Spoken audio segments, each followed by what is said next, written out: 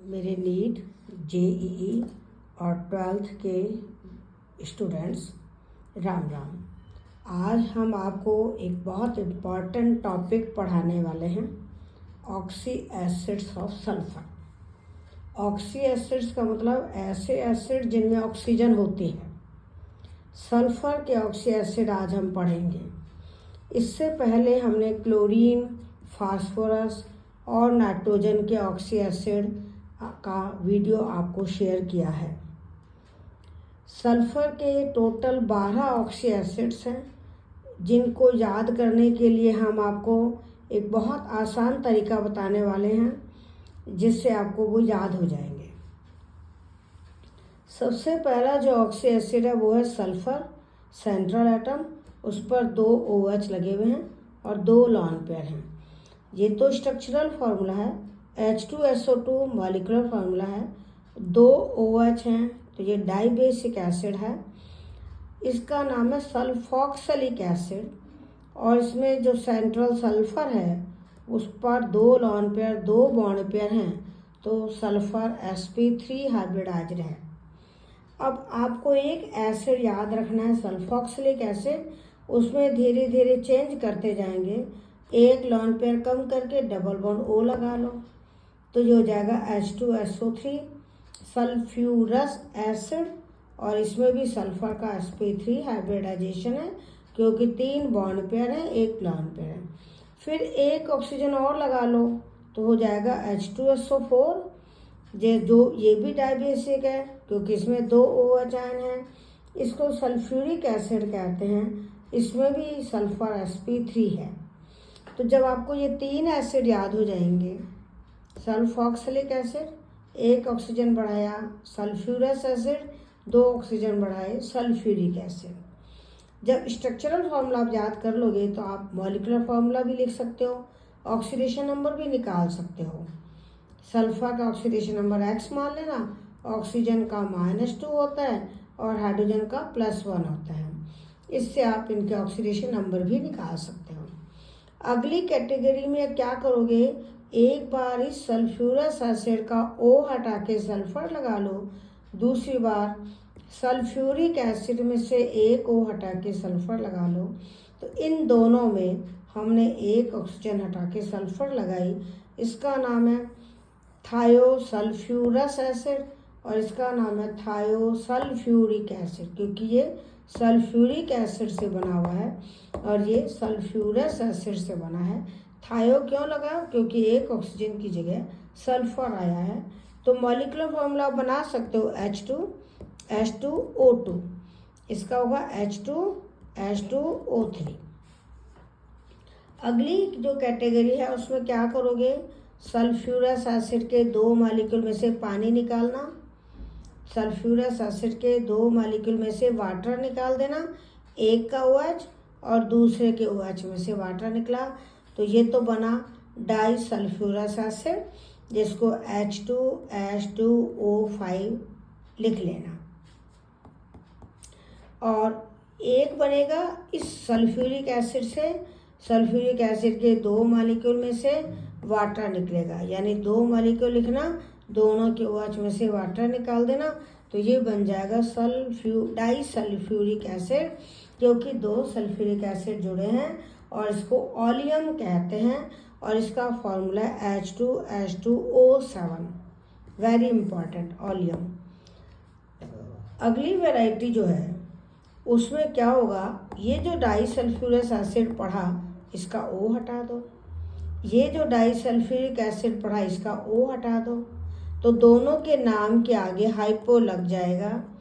या इसको डाईथायोनस एसिड, डाईथायोनस क्यों कहा, 2 सल्फर में बॉन्ड है, SS बॉन्ड। इनके ऊपर क्वेश्चन इस तरह का आता है कि 4 एसिड दे दिए, पूछा जाएगा किस में SS बॉन्ड है या किस में परऑक्सी लिंकेज है। इस तरह के क्वेश्चन आते हैं, वो जब कर सकते हो जब आपको स्ट्रक्चरल फार्मूला मालूम है। तो ये वाला O हटा दिया तो कहेंगे डाईथायोनस एसिड, ये वाला O हटा दिया तो कहेंगे डाईथायोनिक एसिड। और अब इस सल्फर के बीच में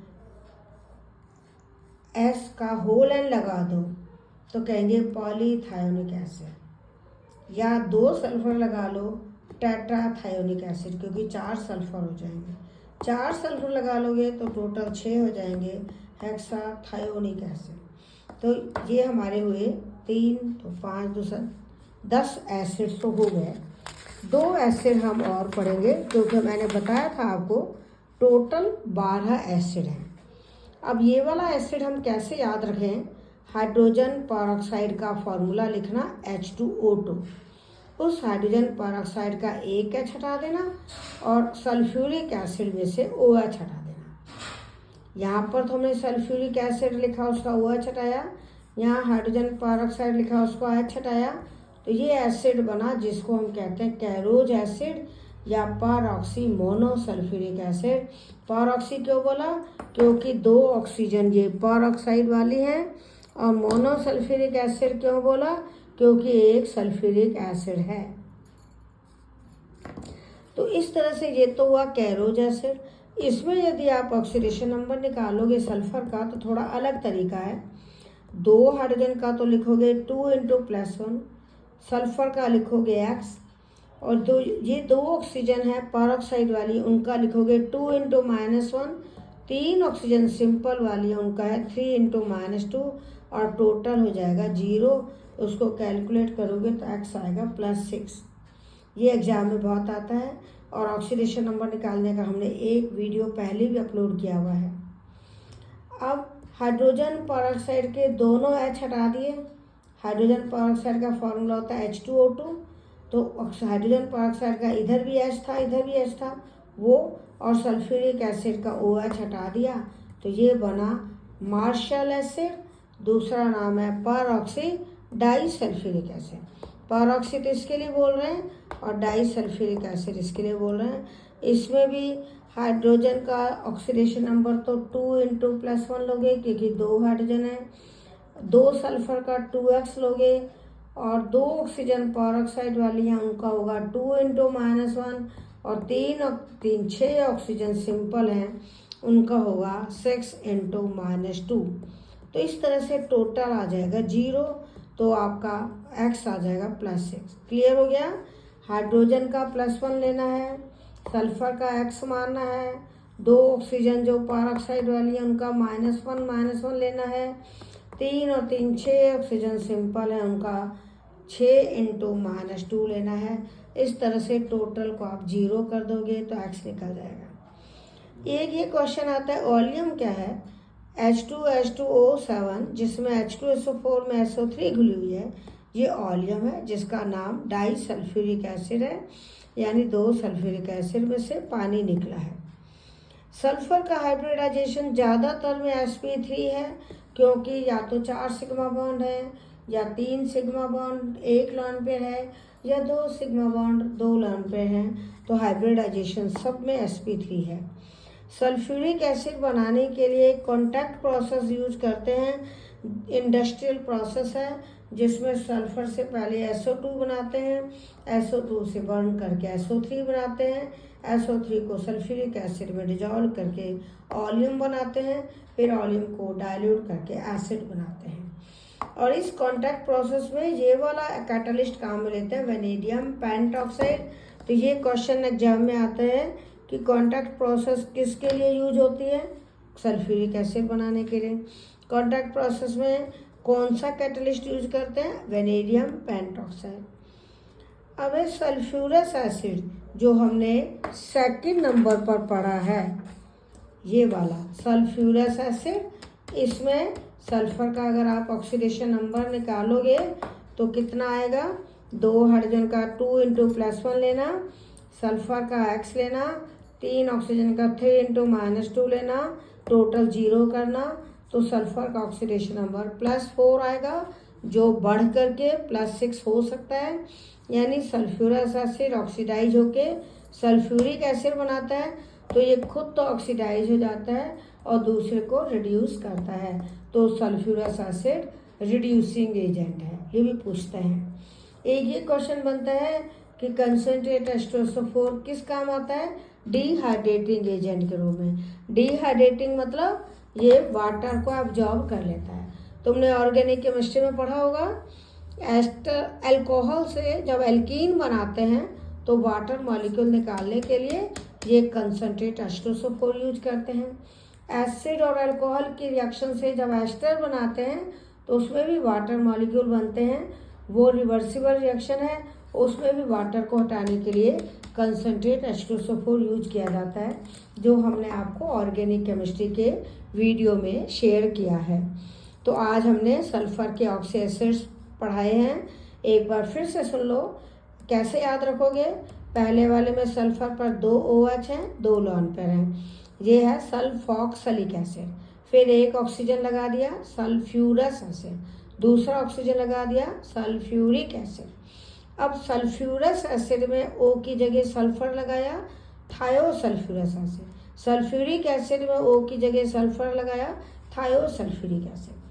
फिर सल्फ्यूरस एसिड के 2 मॉलिक्यूल में से वाटर निकाला, डाईसल्फ्यूरस एसिड। सल्फ्यूरिक एसिड के 2 मॉलिक्यूल में से वाटर निकाला, डाईसल्फ्यूरिक एसिड या ओलियम। फिर इसका O हटा दिया, डाईथायोनस एसिड। इसका O हटाया, डाईथायोनिक एसिड। इनके बीच में S का होल N लगा दिया, पॉलीथायोनिक एसिड। फिर हमने 2 एसिड ये वाले बताए कि हाइड्रोजन परऑक्साइड का एक H हटाओ और सल्फ्यूरिक एसिड में से OH हटाया, तो ये बन गया कैरोज एसिड या परऑक्सी मोनोसल्फ्यूरिक एसिड। दूसरे में हमने कहा हाइड्रोजन परऑक्साइड के दोनों H हटा दो और 2 सल्फ्यूरिक एसिड ले लो, दोनों का OH हटा दो, तो इसका नाम है मार्शल एसिड, जो एग्जाम में आता है, मार्शल एसिड। और ये है कैरोज एसिड। अच्छा, मार्शल एसिड में का नाम लिखेंगे परऑक्सी, क्योंकि ये 2 ऑक्सीजन परऑक्साइड वाली हैं, डाईसल्फ्यूरिक एसिड। तो इस तरह से आपको 12 एसिड याद हो जाएंगे और इनके इम्पॉर्टेंट पॉइंट्स हमने आपको ये भी दिए हैं। और इन दोनों में ऑक्सीडेशन नंबर निकालना भी आता है, जिसमें 2 ऑक्सीजन को परऑक्साइड वाला मानना है, जिनका ऑक्सीडेशन नंबर -1 लेना है, बाकी ऑक्सीजन का -2 लेना है। ये एग्ज़ाम में बहुत आते हैं, इनको अच्छी तरह कर लेना। कोई दिक्कत हो तो कमेंट में लिखना, कुछ और पढ़ना चाहो तो आप कमेंट में लिख देना कि आपको कौन से टॉपिक पहले चाहिए। वैसे हम आपको धीरे धीरे सारे टॉपिक कवर करा रहे हैं, और दिक्कत हो तो आप कमेंट में लिखना। अगर आपको मेरे और वीडियो देखने हो तो चैनल को सब्सक्राइब करना, वीडियो पसंद आए तो उसे लाइक एंड शेयर करना। All the best. Ram Ram.